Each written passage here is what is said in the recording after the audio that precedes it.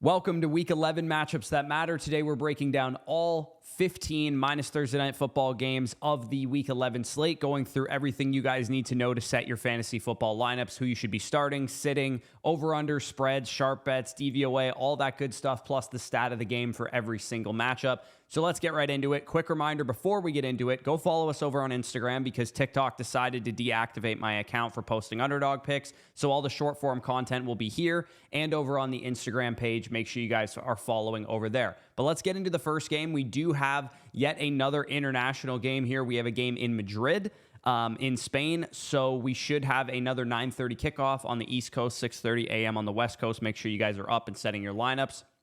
We do have 6 1 p.m. games, 4 4 p.m. games, and then a regularly scheduled Sunday night and Monday night one. But the Madrid game, we have the Washington Commanders taking on the Miami Dolphins. The Dolphins are 2.5-point favorites here. Over-under is pretty enticing at a 47.5-point total. Pace of play is not great. It's among the lower ones on the slate. DVOA matchups are pretty decent. Both of these defenses are definitely exploitable to opposing offenses. And I do think there's some fantasy relevant names in this game. When it comes to the quarterback position, if you guys are in need of a streaming quarterback because you have Daniel Jones on bye or you've suffered some injuries or whatever, I do think that Marcus Mariota and Tua Tagovailoa are both within the range of outcomes here to be pretty decent options. Devon Achane, of course, is going to be in your lineup. Jalen Waddle is going to be in your lineup. Those guys are every week starters. I wouldn't probably mess with the Washington Commanders running back if I can help it. If you have to start one, I guess it would be Bill, but like also Chris Rodriguez is getting work and goal line touches. Again, just avoid this backfield if you can possibly help it. Chris Rodriguez, if you're just hoping for the touchdown. Bill, if you're just hoping for the big play. That's kind of where we're at with this backfield at this point in time. Deebo Samuel, definitely a solid flex starter given the matchup against Miami. They're not very good against the pass. And Zach Ertz also in play given his usage and involvement at the tight end position. If you need a defense, I think Miami's not a bad option. And if you need a kicker, you could roll with theirs as well. The stat of the game for this Dolphins and Commanders game on exterior rushes, the Miami Dolphins are top 8 in exterior rush rate. Given that they have Devon Achane, that makes sense. They're also top 6 in exterior rush yards per carry. The Commanders are one of 4 exterior yards per carry defenses that are allowing 6+ yards per carry to opposing running backs. So I do think we could get Devon Achane loose for a long touchdown, as we've seen him do really on a couple of different occasions over the past couple of weeks, break one of those 60, 70-yarders. So Devon Achane, of course, set up for a very good matchup, but I'm sure nobody was debating not starting him. Carolina Panthers taking on the Atlanta Falcons and an NFC South battle here. The Atlanta Falcons are 3.5-point favorites. Atlanta implied for about 23 points. Over-under is not that great, 42.5, but I do kind of like the over there given the NFC South. Matchups usually do kind of shoot out to some degree. Pace of play here, 28.6, which is about average on the slate. Atlanta's got a nice DVOA advantage. They haven't had an advantage in the DVOA category for a couple of weeks now, and we've seen the offense really, really struggle. Of course, you're starting the every week starters, Bijan Robinson, Rico Dowdle, Drake London, all going to be in your lineup. Tetairoa McMillan, a very difficult matchup against the Atlanta secondary, but he is still probably a top 24-30 receiver, so you are probably still playing him. I do love the matchup for Kyle Pitts in this game. I tweeted this out earlier this week, but if you told me at the beginning of the year that Kyle Pitts would be top 5 in route rate, actually top 3 in route rate right now, and top 5 in target share at the at tight end position, I probably would have drafted him a lot higher. He kind of just needs Penix to play better, and Pitts himself needs to start breaking away a little bit more long plays and such, but he's actually been pretty decent this year, and I do love his matchup and rest of season schedule. If you're desperate at the tight end position, I don't think sending out some offers for him will be very expensive, and I do think he could be an every week starter going forward. Atlanta's defense definitely in play here because Bryce Young is usually good for a government mandated turnover or two, and then also Atlanta's kicker is within play as well. The stat of the game here is that the Panthers play zone coverage at an 80% rate. So this is a team that plays zone at an extremely high rate. They're one of only 2 teams in the NFL, the Raiders being the other, above 80%. Bijan Robinson is 3rd in the NFL in targets versus zone coverage and 5th in yards after catch per reception against zone coverage. Pitts and London also have better numbers against zone than they do against man. So I think the Falcons should be in for a get-right spot. As an offense, I expect them to cover that 3.5 points, win this game, and maybe start to look a little bit more like that Falcons offense we saw against the Bills on what was a Monday Night Football a couple weeks ago. So speaking of the Bills, I will actually be present for this game. Tampa Bay Buccaneers taking on the Buffalo Bills. Of course, I'm just an hour and a half, 2-hour drive outside of Buffalo, so I'm going to see my Tampa Bay Buccaneers. The Bills are 5.5-point favorites here. Buffalo is implied for 26.75 points. The over-under is 48. I'm going to spoil it for you guys right now. It's supposed to be a 4 degrees Celsius day, snow, mix, rain, all that kind of stuff. And both of these defenses are playing pretty well, and both of these offenses are struggling. I do think this game is going under. Also, I've never been to a shootout, and I highly doubt it starts now.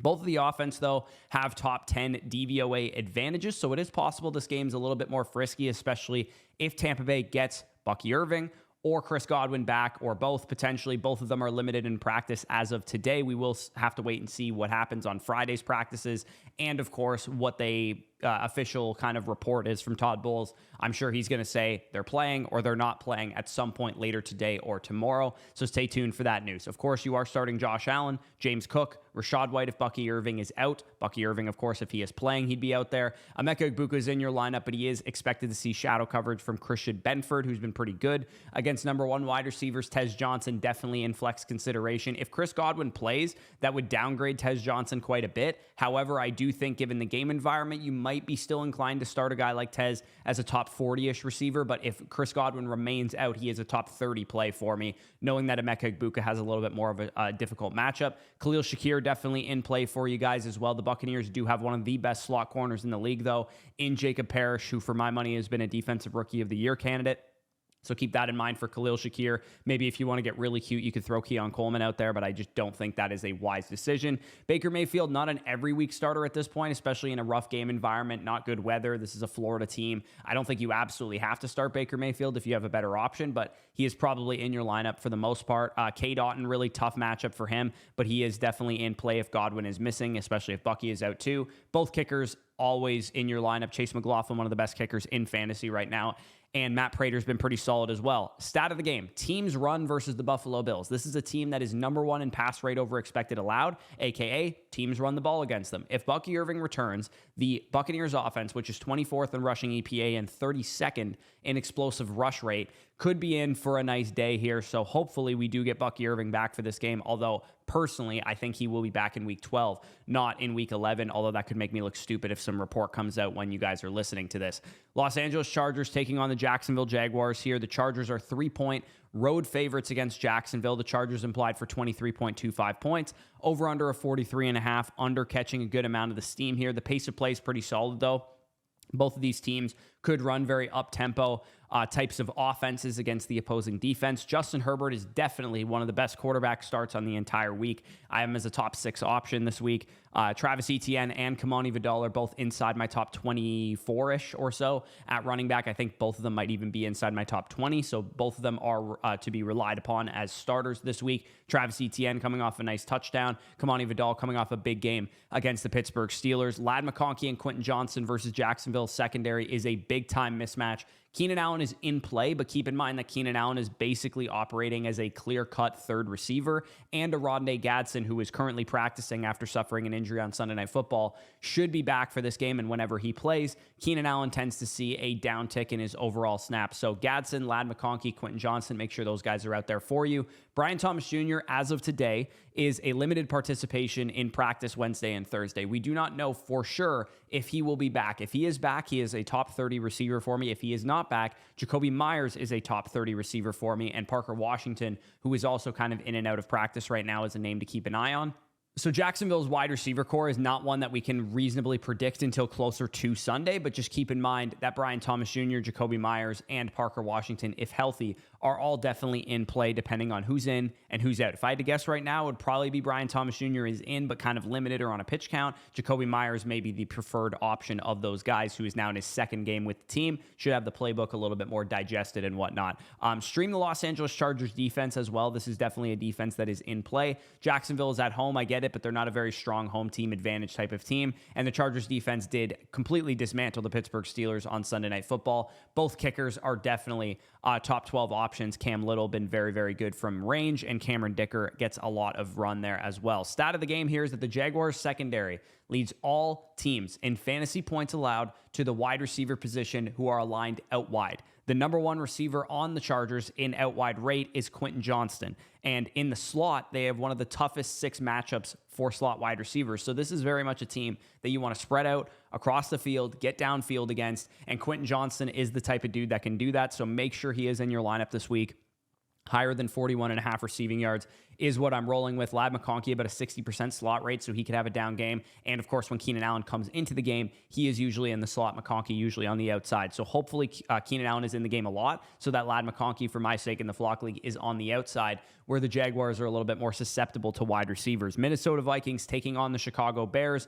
They are implied for 25.75 points. The over-under of 48.5 is tied for second on the slate. The over catching 25% of the steam, which is clearly second on the slate. And then the pace of play is very high. So this is a nice game environment for fantasy matchups. Stream Caleb Williams if you need to stream in quarterback. Stream J.J. McCarthy. The Bears are actually 30th against fantasy quarterbacks in adjusted points allowed. So J.J. McCarthy absolutely in play. DeAndre Swift versus the Minnesota defense is definitely a difficult matchup. They are much more of a pass funnel defense as of late. They started off very strong against wide receivers, but they have gotten progressively worse as the season has gone along. So Rome Odunze should be in line for a decent game here. Colston Loveland technically has the best matchup on the field, although we did see him and Cole Kmet get closer to a 50-50 split in terms of routes, in terms of snaps last week. But hopefully Colston Loveland can continue that forward trajectory and continue to be the starting tight end of this team. TJ Hawkinson is within play, man. I'll talk about it in the stat of the game in a second, but he is definitely a streamable option. Justin Jefferson, Jordan Addison are going to be in your lineup given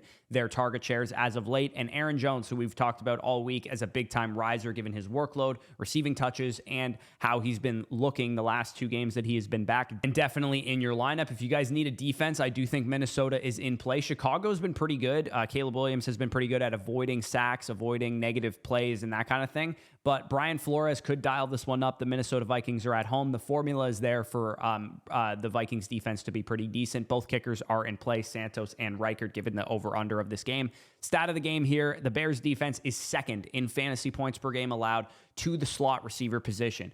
The number one slot receiver on the Vikings is technically Jalen Nailor. However, on most of their plays, the player of their big 3 pass catchers that plays most in the slot is their tight end, TJ Hawkinson. So I like him to go higher than 28.5 in our underdog pick'em entry for matchups that matter here. So I think TJ Hawkinson, again, if you need a streamer, he's a decent option. And I do think he has a pretty decent game in this one. Pittsburgh Steelers taking on the Cincinnati Bengals, the rematch of the Unk Bowl from a couple of weeks ago. I think everybody's assuming, and Vegas included, 48.5 over under, second highest on the slate, pace of play first. Pittsburgh's DVOA advantage versus Cincinnati's DVOA here. We are looking at a very nice matchup. I think everybody does assume that this game will shoot out because it shot out last time, and the Rodgers and Flacco matchups are going to be both very popular streamers this week. If you guys need a quarterback, I think people are going to gravitate towards Aaron Rodgers, towards Joe Flacco. Of the 2 of them, I definitely prefer Aaron Rodgers. I'm a little bit worried about Joe Flacco on the road in Pittsburgh. They've played a little bit better as a defense as of late. Start Jaylen Warren versus the Cincinnati run defense. He went hog wild against them last time, and it's a very good matchup. Chase Brown versus Pittsburgh. He's been averaging over 18 points per game since Joe Flacco has started, including a 100-yard rushing day against Pittsburgh in his first full game as a starter after that Green Bay game.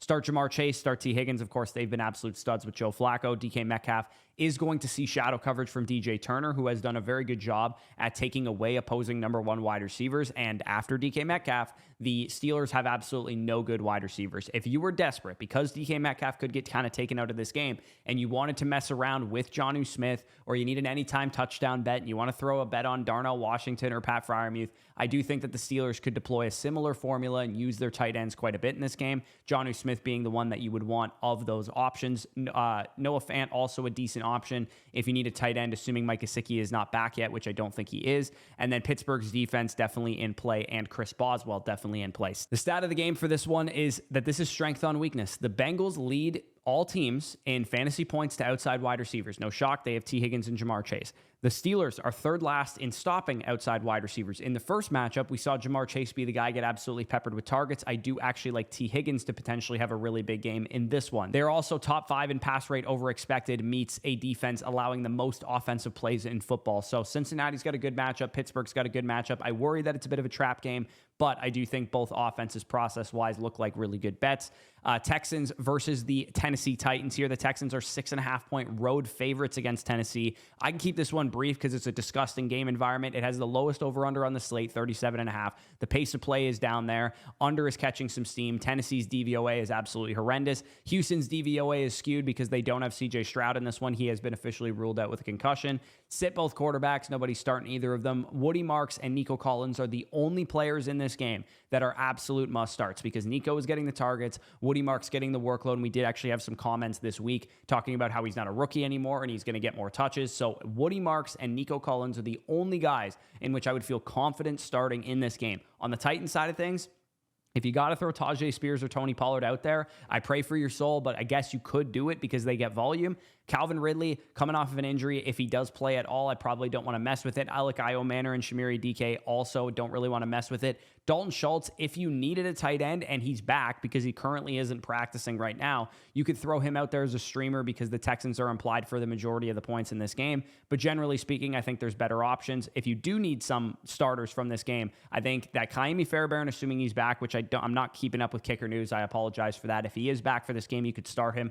And then Houston's defense, probably one of the best starts of anything in this game is Houston's defense. So definitely roll with those. This game is absolutely gross. The Texans lead all teams in defensive dropback EPA as a defense. The Titans are second from last in offensive EPA per dropback. So again, Titans, not a good situation. Texans don't have CJ Stroud. Do not start anybody unless you have to this week. Nico Collins, Woody Marks, and the Texans defense being the must-start players in this matchup. 49ers versus the Arizona Cardinals, the first of the 4 p.m. window games here. The 49ers are 3-point road favorites.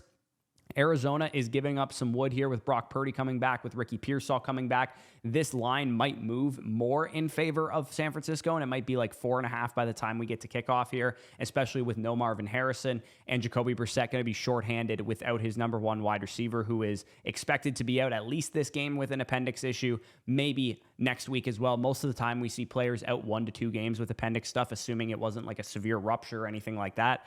San Francisco and Arizona, 48.5-point over-under.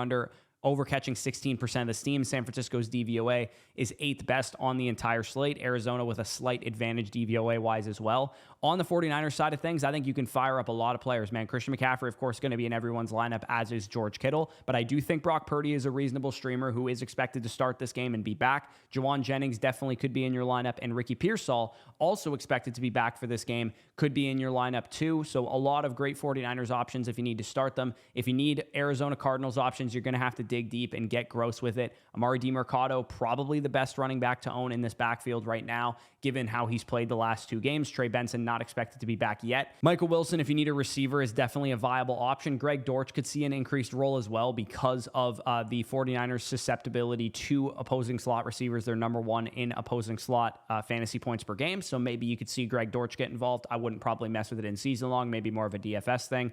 George Kittle in your lineup, like I said. Trey McBride, of course, probably going to get like 12 to 15 targets because he is all that they have at the Arizona Cardinals pass catcher position. And then the 49ers defense and kicker both in play. Stat of the game, which is pretty wild to me, is that the 49ers are a top 5 success rate offense, top 5 in passing success rate this season. And when you contextualize that they've had no Brandon Ayuk all year, without their starting quarterback for a majority of that game, without Ricky Pearsall for the majority of those games, and also George Kittle for a vast majority of the season, the fact that they are a top 5 success rate offense means that now, with a healthy Brock Purdy, with Ricky Pearsall back, with George Kittle back, with Christian McCaffrey still healthy, and maybe Brandon Ayuk coming back over the next couple of weeks, this could be a team that helps win people some leagues down the stretch. And make sure, if you guys are quarterback needy, that you are stashing Brock Purdy, because he could definitely be a guy that goes on a nice run. I also like George Kittle to go higher than 51.5 receiving yards. It is Pearsall's first game back, so I do think that Kittle will be the guy that does most of the damage in this one. Los Angeles Rams taking on the Seattle Seahawks, probably one of the best games of the year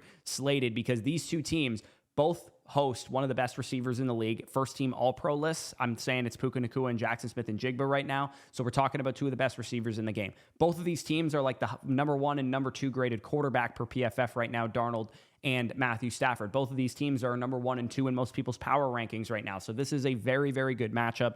Over under of 48.5 points. Second on the slate, over catching 16% of the steam. Pace of play 28.2. I'm going to be watching this game probably in the parking lot of the Bills game after it's done, because this game I'm very, very excited for. Both teams have DVOA advantages despite both of these defenses being very, very good. When you look at this game, there's not really a discernible weakness. Good offense, good defense. Good offense, good defense on both sides of the ball here, but you can start Matthew Stafford, of course. He is on a tear right now. He is literally the MVP front runner. Him and Drake May were tied in odds coming into the week. If you need to stream a quarterback, Sam Darnold is in play, but just keep in mind they are the road team, and Sam Darnold has the more difficult matchup of the two quarterbacks. Kyron Williams is in your lineup. JSN is in your lineup. Puka Nacua is in your lineup. It looks like Devontae Adams will be healthy because he's back at practice, so he is in your lineup. The only players that I don't want to start in this game are Kenneth Walker and Zach Charbonnet, because the Rams are very, very good against the run. I do think that Sam Darnold will have to throw the ball quite a bit here. Maybe you see Kenneth Walker, who seems to be the pass-catching back of the two, get more receiving work because they're playing from behind or something. But regardless, if you do not have to start Kenneth Walker, Zach Charbonnet, I would not, because even despite the game environment, I don't think there's going to be a lot of great rushing lanes for them.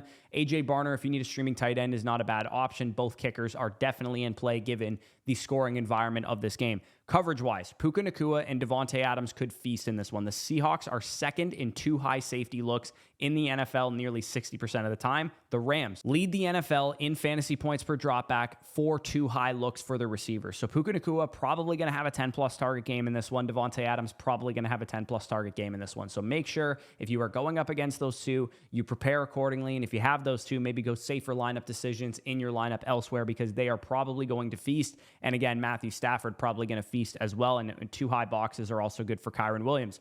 Baltimore Ravens taking on the Cleveland Browns. This game screams 1 p.m. window, but for some reason it's 4 p.m., which is a little bit odd to me. Baltimore Ravens are 7.5-point favorites. This is not a very double-sided matchup because we have the overcatching a little bit of the steam, but most of these points are implied to Baltimore. You can start Lamar Jackson. You can start Derrick Henry. You can start Zay Flowers, and you can stream Mark Andrews. On the Ravens side of things, you feel pretty good about those options, but it is a difficult matchup, specifically against the run. Derrick Henry facing the current #1 rush defense in football in adjusted fantasy points allowed to running backs. So definitely not a good situation for him. Lamar Jackson probably going to have stiff rushing room on the ground as well. He's going to have to get it done through the air, which he did last time they played Cleveland back in week 2 or 3. However, Lamar Jackson was at home for this game, or for that game, and this one is in Cleveland, and Cleveland historically plays very well in their own building on defense. So Lamar Jackson might have a down game, unfortunately, for myself in the Flock League, but Zay Flowers does have a good matchup. Mark Andrews could catch a touchdown and all that noise. Judkins is in your lineup. On the Browns side of things, you can stream either of the Browns tight ends. Harold Fannin would be my preference of the two. And Jerry Jeudy, given his 12-target game last week, play calling was taken over by Kevin Stefanski, looked a little bit different, and Jerry Jeudy was more involved. Maybe that's a sign of things to come if you picked him up off of waivers intending to play him. I do think you can. Baltimore's secondary is nothing scary, and Jerry Jeudy did look a lot better in week number 10 than he has looked all season long. Stream Baltimore's defense if you need one, and also Tyler Loop, the kicker, is in play as well. Stat of the game here is overall it's a tough matchup for the Ravens. I'm not sugarcoating that, but the Browns are 3rd in man coverage rate. The Ravens wide receivers are 4th in fantasy points versus man coverage. Zay Flowers could have a lot of targets in this game, and Zay Flowers did have a pretty big game against the Browns the first time around that these two teams played. Kansas City Chiefs taking on the Denver Broncos here. The Chiefs are 4-point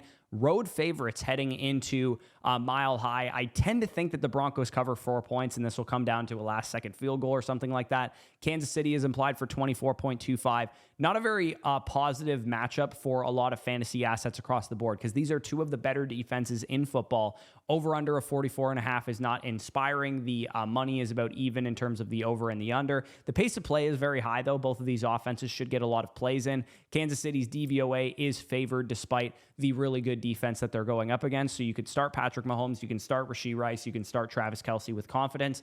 Xavier Worthy, maybe not, because he hasn't been overall that great this season. And now that Rashee Rice is back, we've seen his role take a big time back seat. Both running backs have bottom 10 matchups. Now, RJ Harvey is probably going to start for this game because J.K. Dobbins not practicing, expected maybe even to be put on IR. So RJ Harvey's got to be a top 20 play just solely on the back of volume because he is going to be the starting running back for the Broncos. We still don't have full word, I don't think. Maybe we do. Kareem Hunt is probably going to start for the Chiefs, regardless of whether it's been fully announced yet, because Pacheco is not practicing as we speak. And Kareem Hunt, not a very good option this week just because he's not a very good running back, and the Denver Broncos are a very good defense. So Kareem Hunt going to get the volume, so if you need a volume play, you could throw him out there, but overall not a very good option in general. Bo Nix is in play, I think, because Bo Nix generally has been pretty decent this year as far as fantasy is concerned, running the football and big plays and whatnot, and Bo Nix is at home, and he's played a lot better at home than he has played on the road, so Bo Nix is in play. For those of you guys that need a top 12 quarterback, he is inside my top 12 this week. Both kickers definitely in play as well. This game kind of screams field goals to me to some degree. Stat of the game here, per Warren Sharp, Patrick Mahomes ranks 36 out of 37 qualifying quarterbacks in the NFL in inaccurate throw rate and 27th out of 37 in completion rate versus pressure. This is not a quarterback that's playing well against pressure right now, and Denver is number 3 in the NFL in pressure rate and number 1 in the NFL in sack rate. So Patrick Mahomes and the Chiefs, like I said, I like the Broncos to cover 4 points here and maybe even win this game outright. They've found ways to win so far this season, and I think the same could be true on Sunday afternoon here. So Detroit Lions taking on the Philadelphia Eagles, another banger of a game on Sunday Night Football. 2.5-point home favorites for the Philadelphia Eagles. Philadelphia is implied for 24.5 points. Over-under is 46.5. Detroit, the much better DVOA advantage versus Philadelphia, though it appears that this is a home field advantage type of line, and it does look like, by all indications here, offense, defense, etc., the Detroit Lions are the better football team. So Detroit maybe covers 2.5 pretty easily, given that they're the better team. You can start Jalen Hurts. You can start, of course, Saquon Barkley, both Philadelphia wide receivers, Devontae Smith and A.J. Brown, who's been very vocal about his role as of late. I do think there's going to be a concerted effort to get A.J. Brown the football in this game.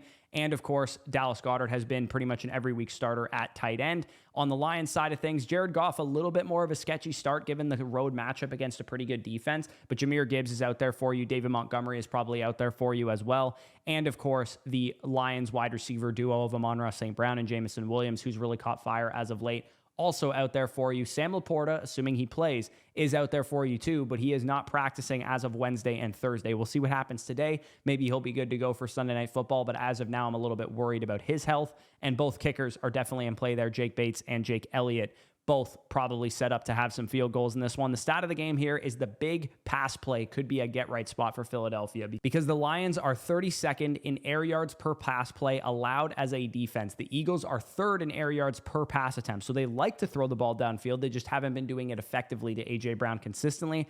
Pick'em is actually lower on Devontae Smith, despite him being better all season. I think the Pick'em lobbies are adjusting for the fact that this is an A.J. Brown get-right, but I'm going to play it through Smith here, going higher on Devontae Smith's 56.5 receiving yards, and that'll actually close out our entry. We're going to do this one as a 5-man flex if you guys want to tail it. Of course, you know how to do that. Head on over to Underdog. Use the promo code FSE when you sign up. On your first $5 play, you'll get up to $100 in bonus entries for using our promo code, and you'll also get a gimme pick that you can add into the entry as well. That will be linked down below in the pinned comment. The final game that we have here is the Dallas Cowboys taking on the Las Vegas Raiders. Dallas is 3.5-point road favorite here, 50.5-point over-under, the highest over steam of any of the sharp money games here on the entire slate here. Overs catching 28% of the sharp money versus the public, and also the pace of play is pretty high. I mean, this is a game environment where you want to start pretty much everybody. Dak Prescott's in your lineup, Javonte Williams, CeeDee Lamb, George Pickens, and Jake Ferguson all in your lineup as the Cowboys side of things is concerned. And, of course, on the Raiders side of things, you are going to start Ashton Genty and Brock Bowers every week. But if you need to get grimy this week, Trey Tucker and even Tyler Lockett are in play, in my opinion, if you need to start some players. Trey Tucker, not even really that grimy of a play. I actually think he's a pretty decent play this week. If you do need to start a defense, not a great game environment to be starting one, but Dallas's defense just got Quinnen Williams at the trade deadline coming out. Maybe they're a little bit healthier from the bye. And the Raiders and Geno Smith currently lead the league in turnovers, and they're one of the worst EPA per play offenses in football. So I do think you could see some turnovers for the Dallas defense. Brandon Aubrey, of course, in your lineup at the kicker position. The Cowboys give up fantasy points to literally everybody, and this is the stat of the game here. They're 31st in defensive EPA. Well, the Raiders are 31st in offensive EPA. So this is weakness on weakness, but I do think it will be the Cowboys defense that shows up and not the Raiders offense because the Cowboys added Quinnen Williams and they're getting a little bit healthier coming out of the bye. buy. So I do think that this game could maybe disappoint relative to fantasy expectations, but more so on the Raiders side of things than the Cowboys side of things. Let's get in to the streamers. Streaming quarterbacks, I like Jordan Love at the New York Giants. He's probably been dropped by a lot of people in a lot of leagues, but he is 72% rostered, so not a widely available option. As I talked about, Aaron Rodgers is going to be a very, very popular streaming quarterback this week. He is one of the best options out there. Justin Fields, who already played, who was a very good option last night. I believe he scored about 20 fantasy points, so you feel good about that. Brock Purdy, who's probably widely available, make sure to go pick him up because not only is he a good streamer this week, he could be a great rest of season option now that he's fully healthy. Marcus Mariota and Tua Tagovailoa, both very good options in that Miami and Commanders Madrid game. Streaming tight ends, we have Cade Otton versus the Buffalo Bills, Colson Loveland at the Minnesota Vikings, Theo Johnson versus the Green Bay Packers, Dalton Schultz at the Tennessee Titans, and then Dawson Knox if you guys need a tight end because Dalton Kincaid is probably going to be out for this game with the hamstring injury. He's not currently practicing right now. I do think Dawson Knox is in play and live to catch a touchdown against my Tampa Bay Buccaneers. I am hoping that my Buccaneers can upset the Buffalo Bills, but it's weird because I've never gone to a Bills game before where I haven't been cheering for the Bills. And of course, when they're playing my team, I'm obviously going to cheer for my team. So should be an interesting game. And you guys will probably see some Flock League clips of me at the Buffalo Bills tailgates and at the Buffalo Bills game in general. So top 5 defenses this week, New England Patriots versus the Jets. Obviously, they already played. Didn't really have that great of a game. The Jets actually kind of came to play in that one. Houston Texans at Tennessee Titans. Baltimore Ravens at Cleveland Browns. Green Bay Packers versus the New York Giants. Also a good option. Atlanta Falcons versus the Carolina Panthers. Chicago at Minnesota. San Francisco at Arizona. Dallas at Las Vegas. Minnesota versus Chicago. Denver versus Kansas City. And the ones that just missed out, I do have the Kansas City Chiefs versus Denver and the Los Angeles Chargers at Jacksonville just because the Jets or the Patriots defense was included in this list. And then Brandon Aubrey at the Las Vegas Raiders. Chris Boswell versus Cincinnati. Cam Dicker, Chase McLaughlin, Eddie Pinheiro to close out my top 5 kickers. Will Reichert, Tyler Loop, Jake Bates, and Cairo Santos and Cam Little, my top 10 kickers. And again, I'll give you a couple more names just because I believe somebody has already played. Maybe they haven't already played yet, but just to give you a couple more names, Jason Myers, my number 11. Andy B from the Patriots, who already played, was my number 12. Harrison Butker, Matt Prater, and Brandon McManus through my top 15 there. So appreciate you guys for tuning in. Again, please go over to Instagram. If you guys were TikTok followers of ours, we're working behind the scenes to get that account back. I can't believe they friggin' banned me for putting out underdog picks, but that's the bricks. Hopefully we get the account back at some point because I spent 5 years building that damn thing. But follow us over on Instagram for all the short form content that'll still be posted over there. We'll still post some of it over here on YouTube, like the underdog picks and whatnot.